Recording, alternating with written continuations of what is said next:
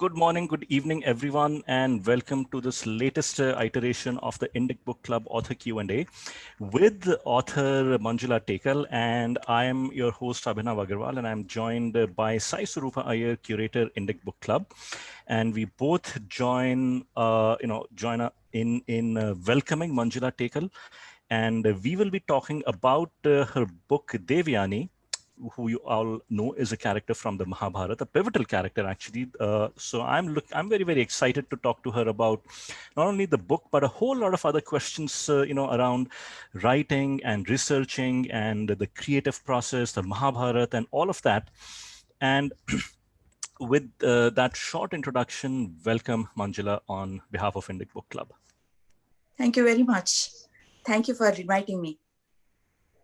So our pleasure. And one of the activities of Indic Book Club has been over the past more than 5 years has been to encourage, cultivate and introduce authors writing on Indic themes and topics to a wider audience, whether that has been through the means of research grants by way of publishing assistance, or by helping promote the authors and their books, or by activities such as this, which is inviting authors and asking them questions and letting a wider audience of readers get to understand and know more about them and their books. So let me begin by asking you now, you have translated a few books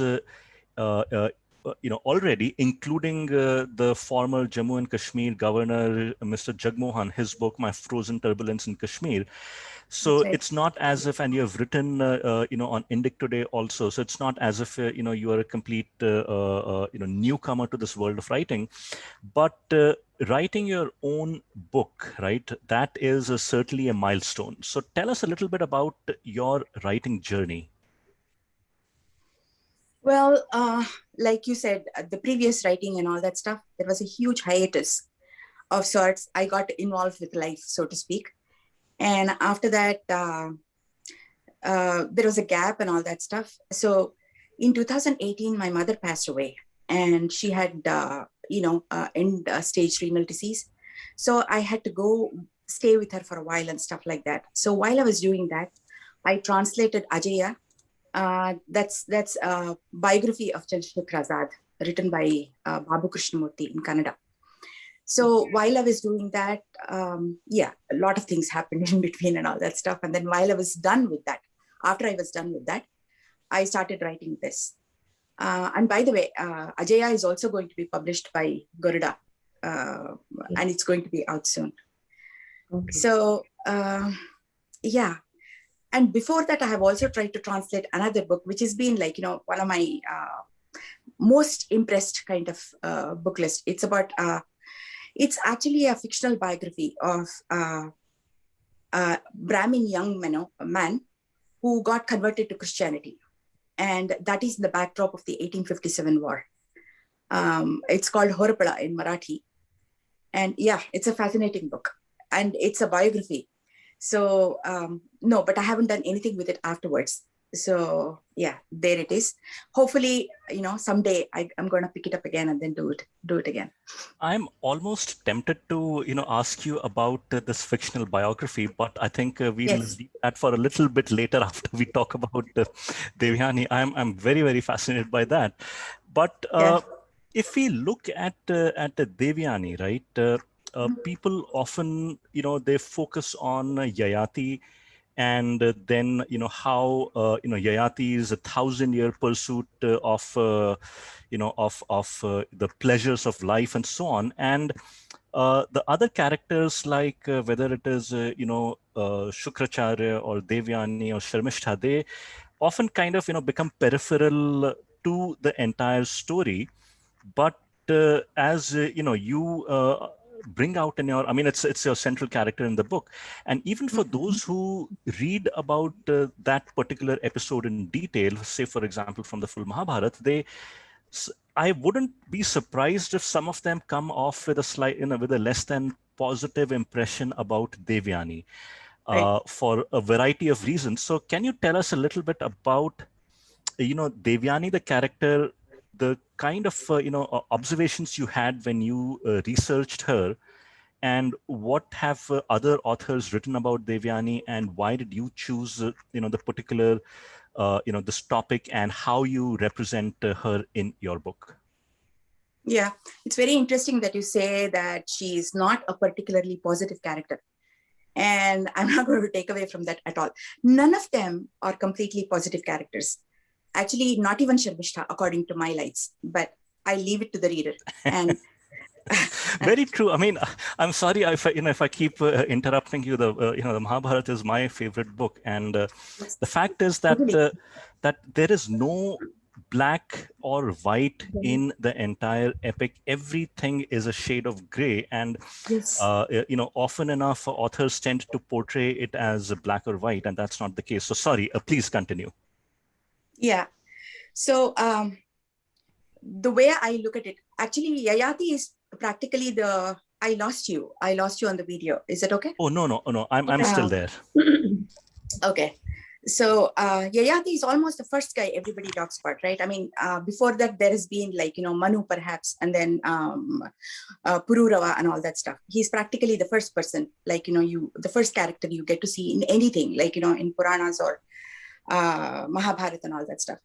And interestingly, the way I read this particular story, Yayati, Sharmisha, and Devayani, is mostly in the backdrop of the war, the Devasura war. And the war is what kind of lends them character, if you will. And in some ways, if you look at it, like Devayani is somewhat like a victim of sorts of the war. I mean, she's been deeply affected by it in many ways. Tell us a little bit about that, because very interesting, the backdrop to the war, because there is one other episode that takes place in Devayani's life before she meets Yayati, right? That is Kacha. Exactly. So Kacha is also like, he victimizes, quote unquote, victimizes her. In my book, he does not, but he kind of does too. I mean, it's a little complicated. It's more complicated than a straightforward, I want to victimize this person kind of a thing. Anyhow, Kacha comes, and it is because of the war that Kacha also comes there. So even that is because of the war. And in my book, I also explore Jayanti, Devyani's mother. That's there in some Puranas. She should be the daughter of Indra, right? Huh? She should be the daughter of Indra? Jayanti? That's right. Yep. That's right. In Matsya Purana, Devi Bhagavat Purana, all those things that will come. And yeah, so in some Puranas, they actually say that, Jayanti is not her mother. But in some Puranas, they do say that. And I go with the version that she's indeed her mother. And that adds one more layer of complication to the whole story. So she's been abandoned by her mother in some sense. So that adds to the complexity of the story. And then she's basically like, she's looking at the whole thing, and then she's in surroundings. She's in a situation where Devas are not exactly, they're the enemies, end of the day. And she's in an Asura community and all that stuff. So she's somewhat like sticking out like some sore thumb. So yeah, so that is the reality of her situation. And then Kacha comes, and then, she's also attracted to him because he's from the Deva community and all that stuff. And therein lies the complication. This is fascinating. Anyhow, yeah. Because you begin your book with that particular episode with Kacha having finished his yes. task and that meeting with the very fateful meeting with Devayani, and when you mentioned that her mother was Indra's daughter, and she was abandoned. That reminded me of this parallel with the Shakuntala, the birth of Shakuntala, and how she was abandoned by Menka after her work had been completed. So we have talked about a lot of very strong female characters in the Mahabharata. And I wanted to turn this over to Sai at this point, because I think when it comes to strong female characters and writing about them, I don't think there's anyone who has written more in recent times than her.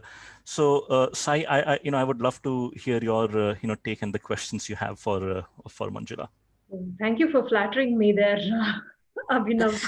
Let me add my flattery. I have always admired your writing. And ditto, Abhinav. Actually, I loved your book. Thank you. Thanks a lot, Thank you. Manjula ji. So, yes, the same thoughts were with me when we were going through a couple of your chapters. So, before I go to the question, a message to all the attendees and people who are watching it, please order the book from garudabooks.com/Devayani is the buy link. We'll be sharing it soon. So, we talked about Jayanti, about Devayani, about Sharmishta, and probably we expect to meet Madhavi also in future, or I actually want to. it? I actually want to. That's another complex character, isn't she? Yes, I mean, my God. yes. So this Yeah. Mahabharata seems to be full of these female protagonists. I would not like to categorize any of them as the antagonists, because each of them carry their own journey, arc, and something is so admirably unique about them. Mhm. At the same time, nobody falls into a mold, right? Exactly. Nobody falls Exactly. into a mold, but each of them discovers or lives dharma in her own journey. So what has been because in researching about Devayani, I guess you would have done a lot of deeper reading into the Mahabharata itself. And so what has been your reading into the female characters of Mahabharata? That's a very complicated question, actually. we have time. I mean, No. that's No. one pleasurable thing about talking about Mahabharata. So Mahabharata, we have right? a lot. Yeah, I know.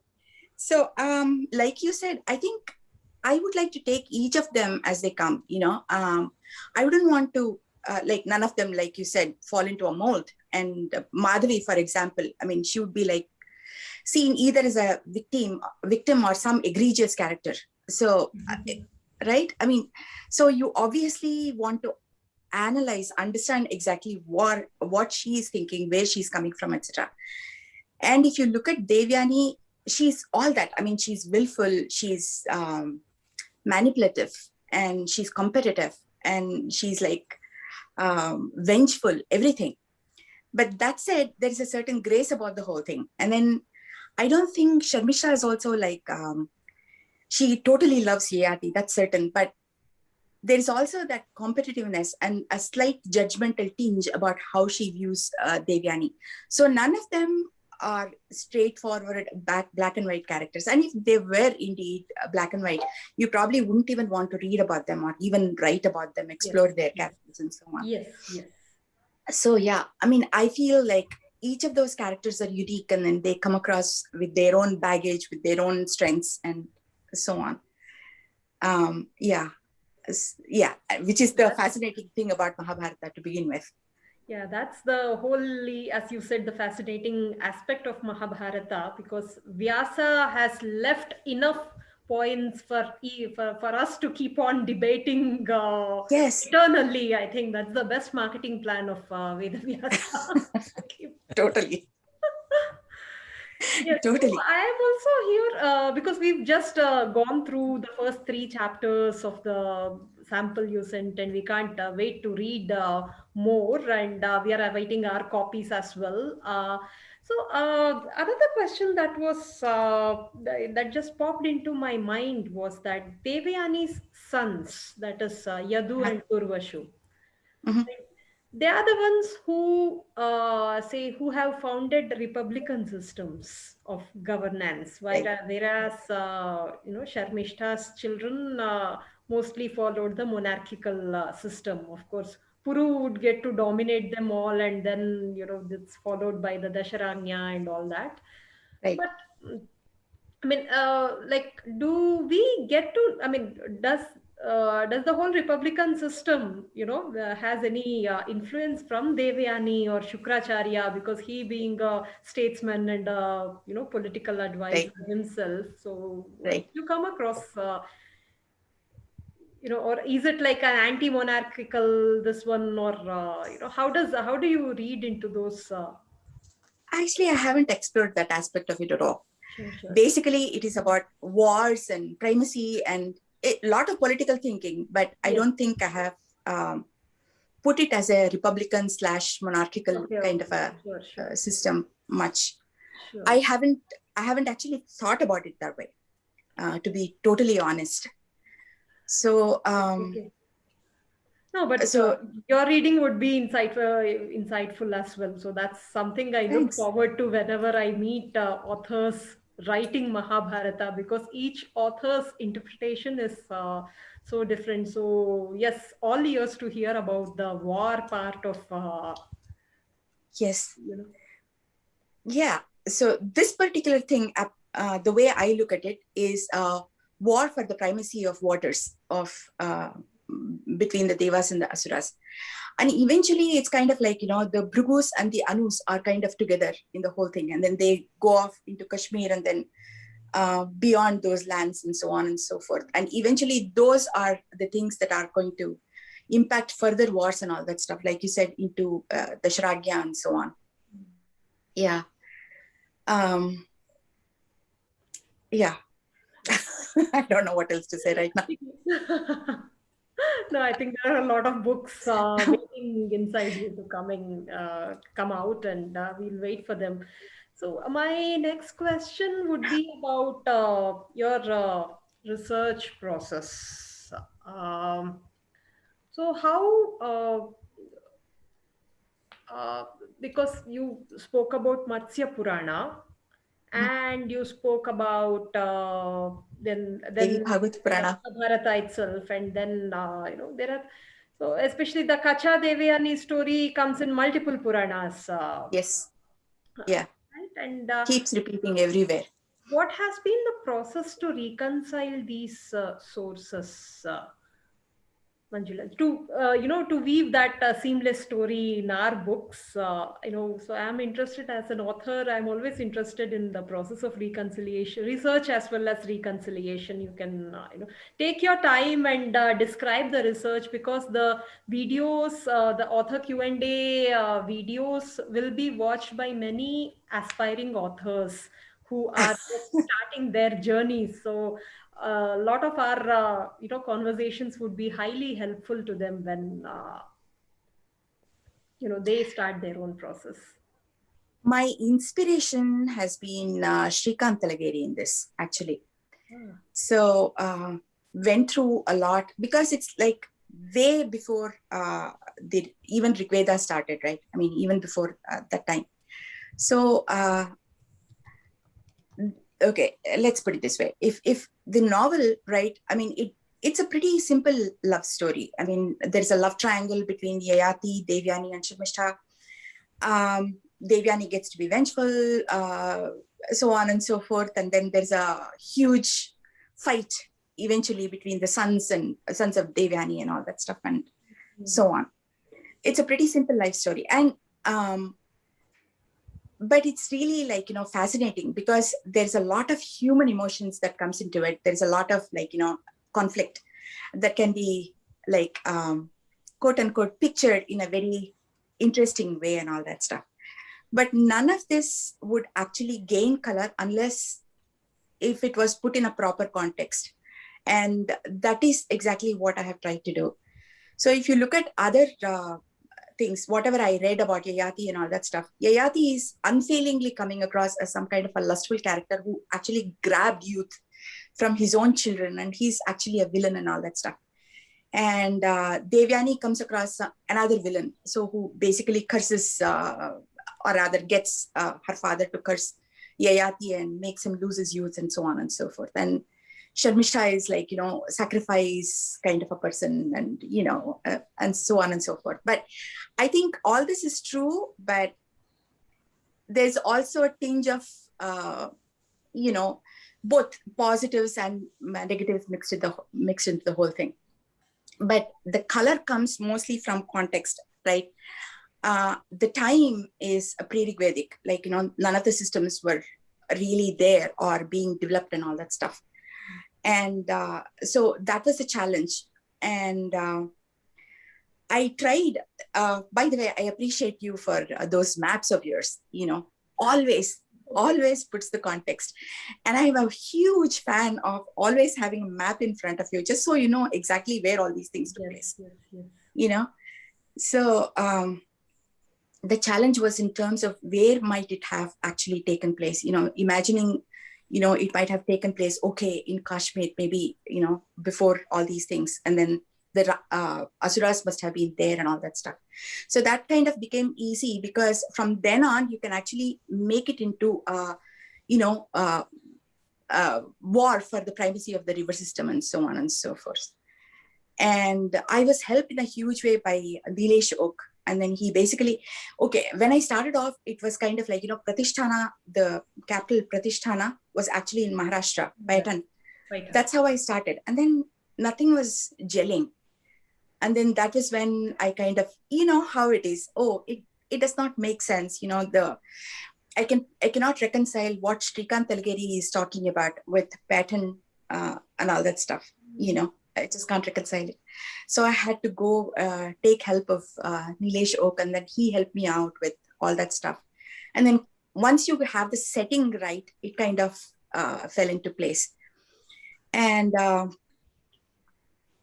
similarly, like, I didn't want to, when you actually go through Mahabharata, for example, Yayati is actually a great guy in a lot of ways. He actually advises Puru about, like, how to rule and all that stuff. And then he goes on and then advises Pratardana and all those people. I mean, the Madhavi's sons.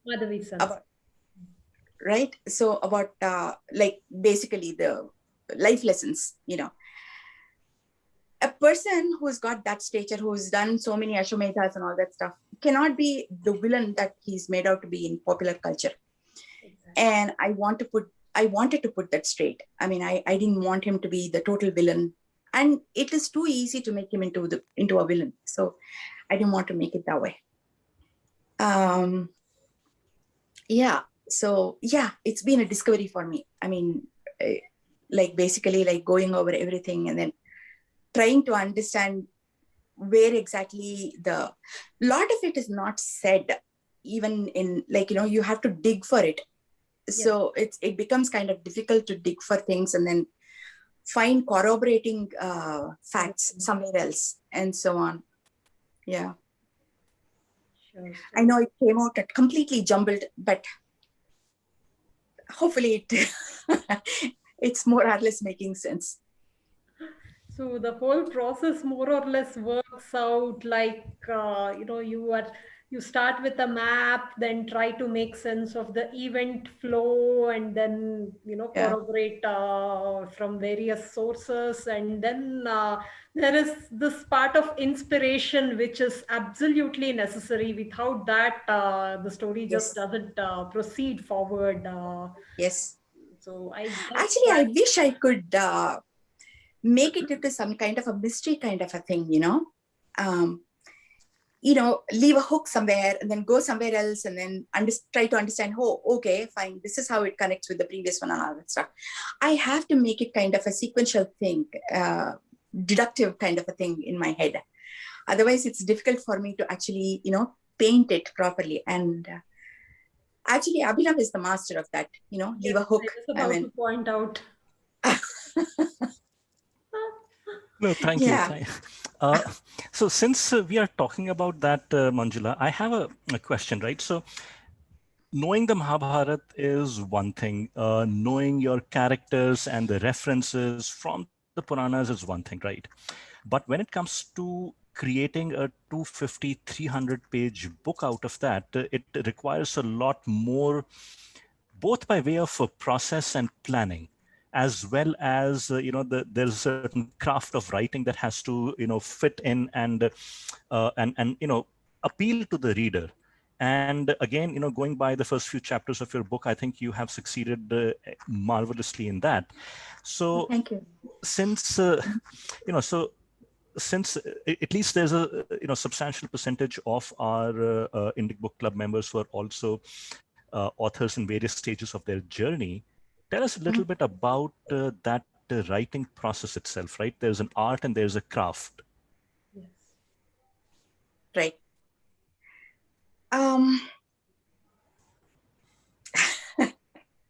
I really don't know how to separate the two. How do you separate art and craft? Of course, in music, it's easy, right? I mean, it's the theory is all already there. Like, you understand, like, the sarigama padanisa and all that stuff.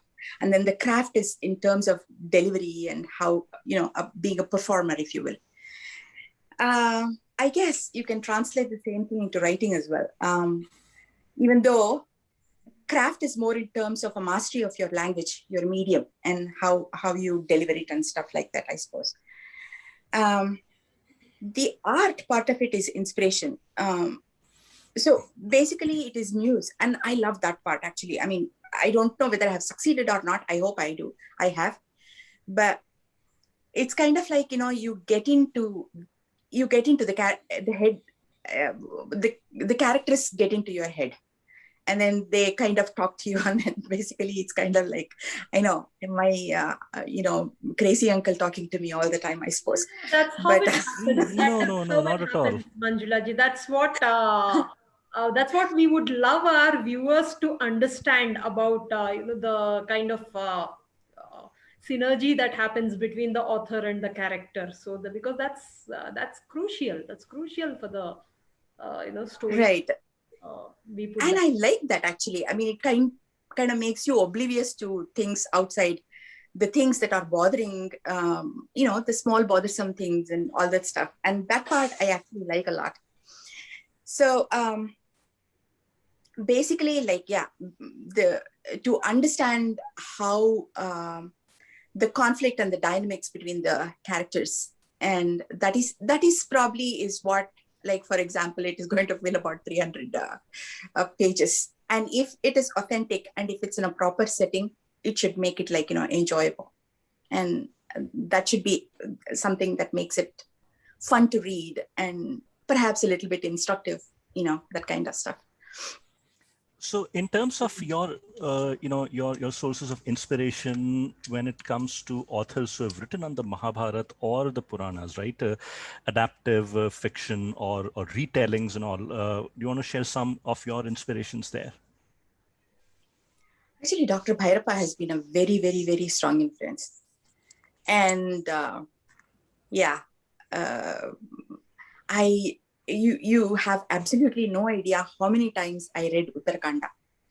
I must have read it some 10 times already, like Ratmardia. So, and there is one crucial scene where Sita goes, I don't know if it is out in translation. I'm not very sure whether it is in English or not. It's there. It's there? Yes. Oh, okay. So there is one crucial scene where Rama's army is defeated by these two boys. And then they're hauled into the assembly, basically. I mean, they're invited to the assembly. And then Sita kind of goes there. I mean, she doesn't want to go there, but she goes there. And then she declares in an open assembly that the kids they're not Rama's children. They're only her children. So that's a claim that she makes. And it's kind of like the first time I read it, I was like blown. It was kind of, it was too much. I mean, I don't know, words fail me, basically. And also, the one thing that he keeps exploring is that there is that line, Yajnavalkya Samhita Smriti, I'm not very sure. So he keeps harping about Atmanastu Kamaya Sarvam Priyam Bhavati, if you love the world because you love yourself. And that is the one line he throughout explores. So Sita is forever like, thinking about, so why did I actually fall in love with Rama? Is it because that I love myself? And he addressed some need inside me that made me fall in love with him, kind of a thing. That's pretty deep,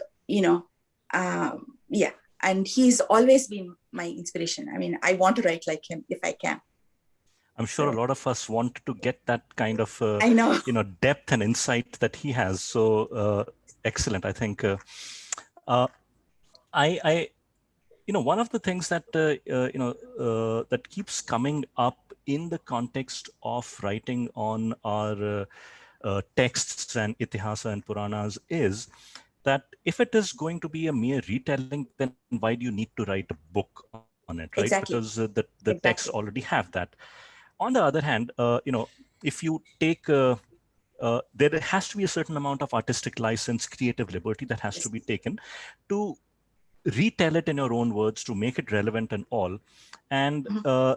this is something that Sai, I think you have walked that line very, very nicely in doing that. But I think you have some questions there that I'm sure you want to ask, Yes, and yes, I'd love to yes. hear both your Something, yeah, that's something which I try to understand from every author, Manjula ji, is to, even after 5 books, I guess I'll be having the same question even after I write 5 more books. So where does the creative liberty, does it have a line, or, are there lines to not cross, or does a responsible storyteller, a dharmic storyteller, how does he or she make that, Yes.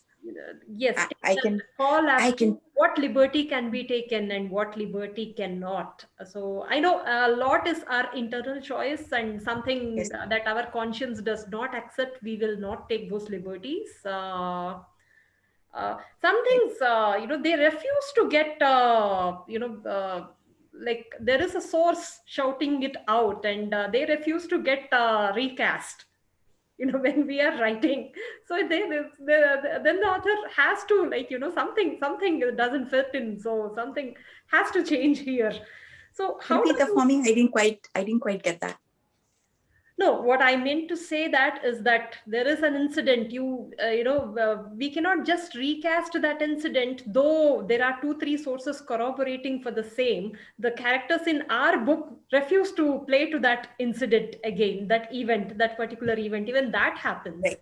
And then Right. there are these creative ideas where, where the story goes in all directions around the main plot that Vedavyasa has drawn for all of us. So, what are your thoughts about Yeah. creative liberty? Totally. How far can we deviate, if I can use that word, and before getting back to the track? Right. Actually, I have had the same question, really. So if you, if you look at it, I don't like to compromise on the main plot line. I don't like to compromise on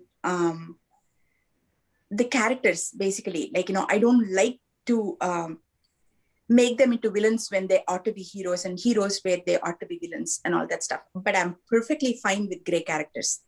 You know, I don't want to make that kind of an attribution from my end as far as possible, if you know what I mean.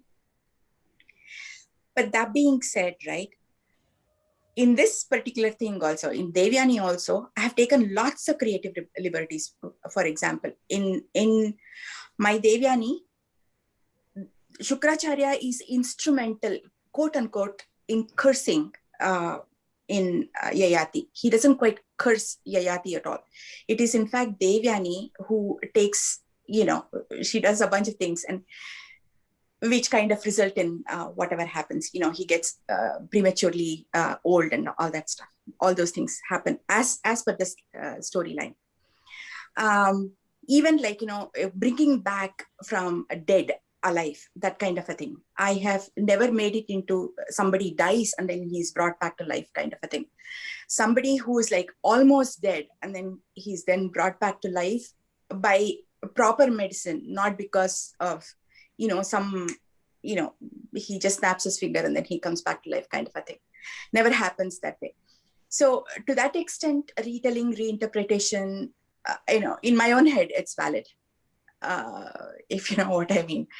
But saying that, I don't know, obfuscating the main storyline is not something that I'd like to do. And yeah, so that is to which extent I will take creative liberties, I guess. Sure. So that's about, I guess, not concluding is the aim of the artist. The artist. So once we conclude, everything becomes contrived, right? Everything becomes Yes, contrived. So concluding that, about a gray character or anything, our job is just to explore and learn. I think yes, once we totally. stay true to that, If a you lot of actually make that kind of a judgment, then it is hubris. I feel. I mean, it's basically like, you are making the determination. You're not allowing the reader to understand what exactly is happening behind the scenes. exactly. So yeah. So that's something interesting that, I guess, I hope our readers make note of. About how conclusion is hubris. That's something I'm going to remember. Quote unquote, Manjula ji. So, guys, we shall be asking Manjula ji to read an excerpt from her book. Meanwhile, you can type in your questions that you would want to ask the author. But before we ask you to read an excerpt, my last question for the day would be to talk about your next book. I heard that it's on another very interesting character.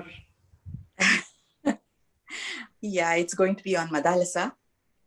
Actually, I hope, yeah, I have a bunch of books that are brewing. I really don't know how much time, effort, etc., I'll be able to devote to that. Two of my books are already, like, coming out. One translation of Savarkar, um, uh, so that's Gomantak, from Hindi into English, and Ajaya from Kannada into English. Two of them are coming out. About Madalasa, actually, that's coming out to be, that's again another fascinating character to me. So she's actually Ritudhwaja's wife, and Ritudhwaja is actually Vatsa. He is Pratardhana's son. Ah, okay. So Yep. imagine that, right?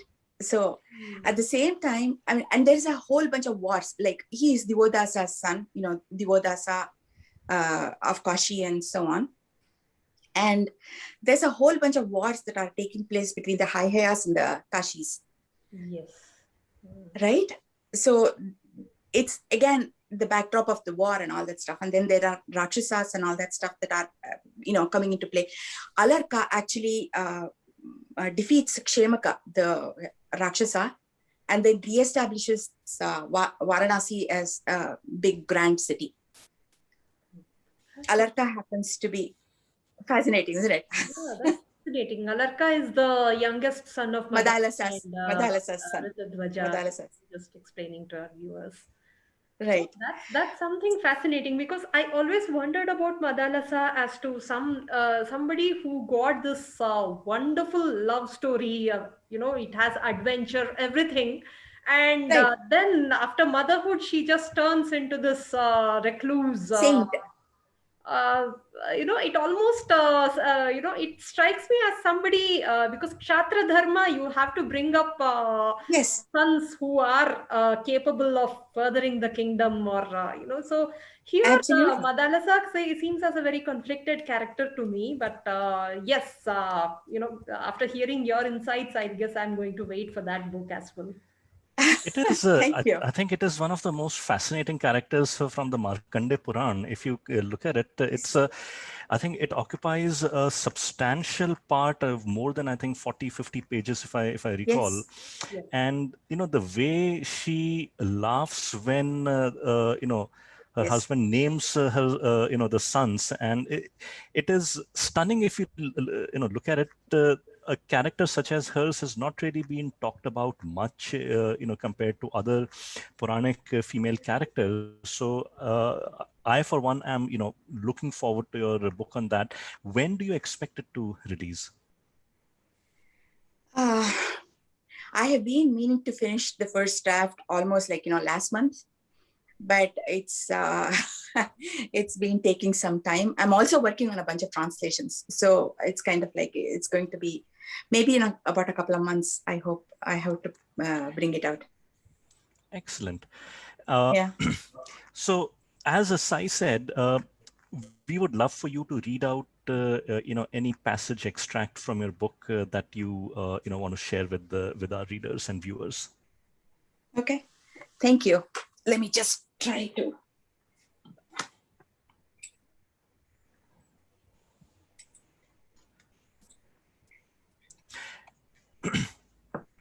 Okay, so it is in a situation where Kacha is kind of like, they're sending Kacha out to meet with Shukracharya. So Indra had to figure out an effective deterrent to the Asura onslaught and fast. Jayanti was back home, and it did not help that he had to contend with a heartbroken daughter. Indra went to Brihaspati, his preceptor, seeking his help. Acharya, the Asura army is constantly attacking the Deva lands. We are trying to repulse them, but they are launching raids all along the border. We had the upper hand with our new weapons for a while, but now our casualties are much higher than theirs. Shukra manages to save many lives using his Sanjeevani. Their morale is higher. We need to do something to combat this. Can you think of something? Brihaspati said, we need to learn the Sanjeevani, not only to save our soldiers, but to save mankind. We need to groom someone who will be able to learn that science. It has to be someone deserving, someone capable of learning the Sanjeevani, someone who has studied all the basics already, so he does not lose too much time catching up on the prerequisites. Someone personable, organized, intelligent, and dedicated so he can live up to Shukra's high standards. Indra asked, do we have someone like that? It seems like a tall order. Brihaspati had studied with Shukra and knew how talented he was. He had always wanted his son, Kacha, to be Shukra's student. Kacha had trained under him and his father, Sage Angirasa. Sage Angirasa had made an in-depth study of diseases and their cure. He had studied ways to prolong life. Angirasa's university also investigated and taught topics such as statecraft and commerce. The knowledge of the Sanjeevani would be a welcome addition to the capabilities of the university. But Brihaspati also knew of Shukra's antipathy toward him. He said quietly, I would like to see Kacha become Shukra's student, but I'm not sure Shukra will accept him. We just have to make the effort and leave the rest to providence. Brihaspati continued, even if he does accept Kacha as a student, I doubt Shukra will impart the secret of the Sanjeevani to Kacha. The odds are stacked against that possibility. But for the moment, Kacha was their best choice. Brihaspati called his son and said, Kacha, I have imparted to you all the knowledge I possibly could. As you know, there are 3 stages of learning. The first is Shravana, or listening. You have heard everything I had to say to you. The second and third stages are exclusively your responsibility. The second stage, as you know, is Manana, or thinking about what you have heard, mulling over it to thoroughly understand opposing ideas, and performing a Purvapaksha before coming to a conclusion. The third stage is Nididhyasana, internalizing your learning and making it your own. You have thought about your subject matter so much that it now becomes almost like instinct. I hope you're in the third stage of your learning. If you are, I would want you to go and apply to study with Shukracharya. If he accepts you as a student, learn all you can from him. He's a great researcher. He has done much penance and innovated the knowledge of the Sanjeevani and has saved many lives. I want you to learn this knowledge. The relationship between a teacher and a pupil is something sacred. Until there is a connection, a guru will not have those conversations with a student that will set the student on the path of seeking. And unless the student feels the connection, he will not be able to ask those questions that will prod the guru to search the depth of his understanding and address his students' issues. Together, they can scale new heights of discovery. There's a joy in that discovery, a feeling that cannot be described in words. Kacha, I want the joy for you. That is my blessing as your father and your teacher. I hope Shukra will accept you as a student. Kacha's heart swelled. He was excited beyond words. Indra stood watching the emotional moment between father and son. He did not say anything, lest he interject a note of something too practical, even cynical. He held his peace and smiled. Kacha prostrated first before his father and then before Indra. Indra said, Kacha, you are carrying with you the hopes and aspirations of an entire nation. I wish you every success in your efforts. Vijayi Bhava. He rose to leave. Kacha walked him to the main entrance of the ashram.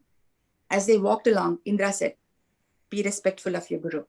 You will learn a lot when you establish a personal connection. Shukra is a doting father. His daughter, Devayani, is my granddaughter. Make friends with Devayani and win her regard. Shukra does not refuse her anything. If Devayani holds you in high esteem, you have won half the battle, because Shukra will then see you in a very favorable light. But always remember, you are there as a representative of the Devas. Our hopes and aspirations ride on you. When Jayanti heard Kacha was going to Vrishabhagiri, she sent word to Kacha to meet her before he left. She had become somewhat reclusive of late, focusing on her study, prayers, and meditation. But this time, she made an exception. I hope you get accepted as Shukra's student, Kacha, she said. He's a great teacher. You will learn a lot. You will be a great man. Thank you. I will do my best to justify your confidence in me.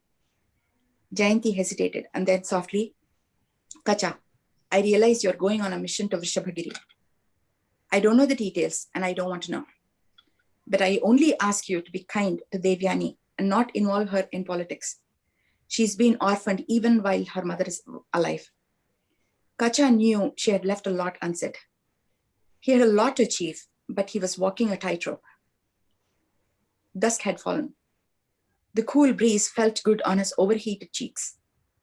As Kacha walked home, remembering everyone's instructions and injunctions, he knew Jayanti's unspoken words would live with him for a long time. Thank you. That is, Wonderful. that is such a nice, introduction excerpt. Thanks. We have a few questions from our viewers. So one is a comment from Kaushik Ramprasad that came very early on, and he says that very glad to hear about Ajay. I remember reading it in Kannada decades ago. Thank you. Another question is, does Garuda ship outside India? Can you tell us if it will be available in paperback or ebook form outside India? Soon. It's going to be on Amazon.com. It's probably going to be on Kindle as well soon. Okay, perfect. Yeah, I really don't know. A couple of weeks, hopefully. Yeah. Okay. I don't know how soon though. Okay. We have a couple of questions that have come up. So I'll ask the first one. This is from Shiv Kumar. And he says, what is the most striking element of Yayati Sharmishtha Devayani Gatha that struck you? I'm looking for that compelling element that makes a creative retelling. Is it history or an aspect that you see as highly relevant today? Is it an aspect of the tradition that you would like to uphold? And Valmiki got inspired by the killing of the Kranch Pakshi. I guess it's mostly that, the conflict between youth and old age, how long you want to hold on to youth, that kind of a thing. And basically, to my mind, Devayani represents everything youthful, her rebellion, her, willfulness, and, the way she wants to actually dominate everything. That basically, that kind of a thing, it's lack of judgment to a large extent. She's still learning and stuff like that. So I think that is the fundamental thing about the whole thing. I mean, of course, the backdrop of Rigveda. Rigveda is the other thing that is extremely compelling, the backdrop of the whole thing. And of course, the historicity of how the sons form tribes and then go away in all directions and all that stuff and out of India. So in many ways, this particular thing, this story is like, how do you say, seminal? I mean, I'm not sure I have done justice to it, but I hope I have put all the questions in front of my readers. That's the idea. Yeah. I hope I have answered the question. No, I think that's what all of us, I think, can at best aspire to do. To, if our readers come away from a book such as this with questions that leads them to read and discover answers for themselves, I think that is that in itself is a creditable achievement. So Kaushik Ramprasad has this question, and he says, I have a question to all the panelists. Oh, okay. So we How do know you... him as Hamsa Nandi on Twitter. Yes, and I follow him, and he's a fountainhead of insight and knowledge and music. Yes. So he's asking, how do you manage your time in making the books in your mind actually get to fruition?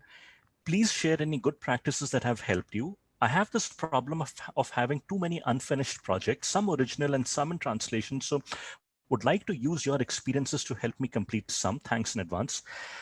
So first, let's hear you, Manjula, because you've not only written your first book, but you have several translations in the works, from Kannada and you've translated from Kannada, from English, and so on. So let's start with you. Then we'll go to Sai. She has several works under her belt. So I am the least qualified to answer this one. So I'd like to start with you. First off, I don't think I have done such a great job. That's I'll put it right out there. And the second is, I guess it's madness quotient.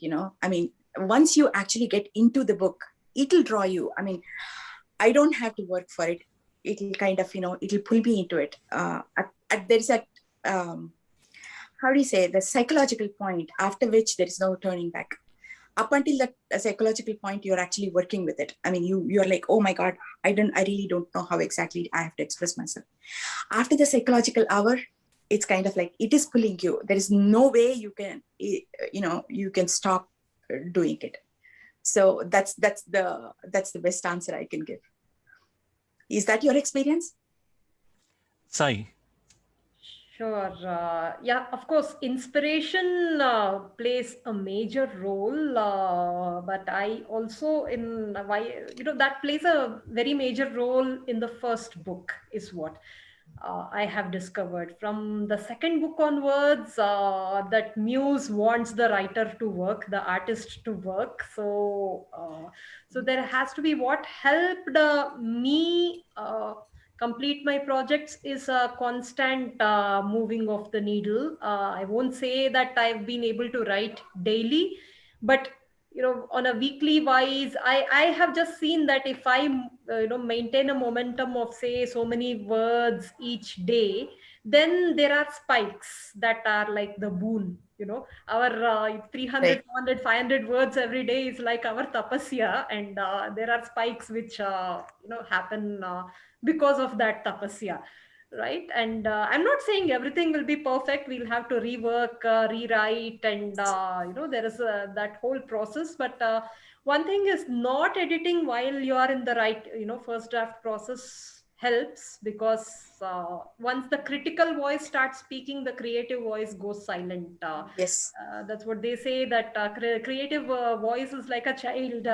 It runs wild, it doesn't care about rules, and and once if there is a very controlling parent, the child does not develop that individuality. But if there is no parenting, then the child can turn out into anyone. So there has to be that balance. So the first draft is the child's field. But once the editing kicks in, it's the parental control, the critical voice. So that balances the momentum and the quality is what. But I think Hamsa Nandiji is trying to tease us because he has a lot of books out there. Exactly. I follow him on Medium, and I like his writing a lot. And by the way, another question for you. There is a certain point after which you cannot stop writing. I mean, that's the way I feel. Would you agree? Yeah, that has happened with That, my first book, but second, every other book has point. There are points where we have to literally push ourselves, and then there is a whole, momentum that takes us forward. So that spikes and lows, right. they keep happening. So I think there are other questions. Or Abhinav, I mean, you can't escape. I was, gosh, okay. See, with my insight so far, and has been that the first book gets done on the back of passion. It's that urge inside that says there's a story that needs to be told, and I'm the only one in this whole wide world that can tell it the way it needs to be told. And I think not knowing what it will take a book from inception to completion and editing and putting all the pieces together is something that it's like it's like a child who doesn't know that the process of learning to stand and walk and then run will also involve falling down about 1,000 times. So the child doesn't know that, doesn't care, and it does everything. It walks and totters and staggers and falls and runs and gets up again. With the second book or the third, which I'm trying to work now, I know that once it is done, it will be beautiful, it'll be great, there'll be a sense of achievement. But I think I also know now I'll have to fall down 100 times, maybe not 1,000, but 100 times. So it's like, do I want to fall down so many times? Can I write without falling down? So this is, I think, what Sai, you were talking about, don't let the parent control the child during the creative process. And I'm saying that, can't I just learn to walk again without falling down? So my challenge is that it's like, if I have to write 100,000 words and then cut it down, edit it down to 80,000, why don't I do it so that I just write the 80,000 words in the first go? What the brain part of me tells me that that is an idiotic way to think, because that's not going to happen. But so that's my experience so far. I'll go to the No, third. Sorry, actually, perhaps I have to learn that yet then. I have to, in my second, I'm kind of sort of halfway through there. And perhaps I have to learn all these things all over again. I'll tell you how it went afterwards. Yes, we'd love to hear that. We'll wait for you to return and So, so Ramavarpu Srinivas has a question. Can you say something about your translation of the Marathi work set during the first War of Independence? And this is Yes. Savarkar's book that you were talking about. No, Or actually, no? Oh, yes. That fictional biography, right? Please. Yes, right. I said I wanted to ask you, so please tell us. So this is actually a very fascinating kind of a thing for me. So I read this book that's translated to Kannada. I don't know Marathi. It's translated into Kannada, and it is called Agni in Kannada. So I went through it, and it was like a totally fascinating kind of a thing. The 1857 war is like, described in rather graphic detail. And this guy, the Brahmin convert to Christianity, like I said, he's actually a very close friend of mutineer, Sipai. But the Sipai is cautious enough not to tell him anything about it because he's already converted to Christianity and all that stuff. So went through the whole thing, extremely emotional book. And I was like nuts after a while and all that stuff. So started researching about the background and stuff like that, started reading. Turns out that this man is actually a real character called Nilkan Shastri Gore. His father Gore, and his books are out there now. All of them are coming up, and believe it or not, in the theological colleges, he still studied. His book is still studied and so on and so forth. And nobody actually knows that he was a completely disillusioned soul at the end of the day. And he kind of he had a conversation with Pandita Ramabai. You probably know about her. She was also another Christian convert. So there's a whole lot of conversations that go on. And contemporaneously, you have all these Prince Dilip Singh, and then the Kurd princess, Victoria Gauram, and all those things, their biographies coming up and intermeshing with this guy's life and so on. Pretty fascinating, actually. And when I actually discovered that he was a real character, I was blown again. I didn't even realize. I thought it was just a fictional, it's just a book. It's a story. And turns out it's actually a biography, a fictionalized biography. Yeah, it's amazing. Yes. The Marathi book is brought by, it's Oxford University Press, Horapala. So I don't know who to approach for the translation rights. That's what is holding me back. Otherwise, I would have just put it out there on on a heartbeat. Fascinating. Yeah, we hope you're able to find and get those translation rights. I think having it translated in English will open the book up to an even wider audience. The last question we have is by Srinivas Salapaka, and he says, in your research, do you find multiple stories in old texts that refer to the same incident? How do you choose between them? Right. See, basically, that's what I was trying to say. Like in Matsya Purana and Devi Bhagavad Purana, Devayani is actually Jayanti's daughter. And that is a narrative that suits me, because now I know that there's a conflict inbuilt in the whole thing. So that is the version I choose to go with, that kind of a thing. So the same thing will happen in Madalas also. For example, Divodasa is married to this woman, Drishadvati, and then the Purana talks about his children and all that stuff. And in one version, Divodasa does not have children. And in another version, Madhavi is the mother of Pratardana.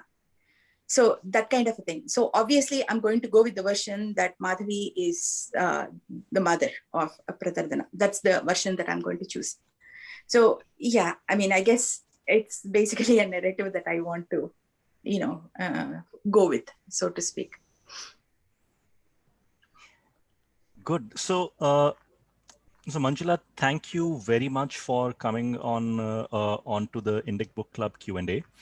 And we look forward to the release of the book and wish you all the best, and hope lots of people read it and share their views and reviews on it. So by way of advice to all our viewers and everyone is that if you read the book and you like it, please do take a minute to put up a rating and a review on Amazon or Goodreads, or if you can, both of those sites, because for upcoming authors, both these sites and reviews on these sites form a very, very crucial part of helping convince other readers to also pick up your book. So please do that. And we'll put up this video on YouTube in a few days and share the link out.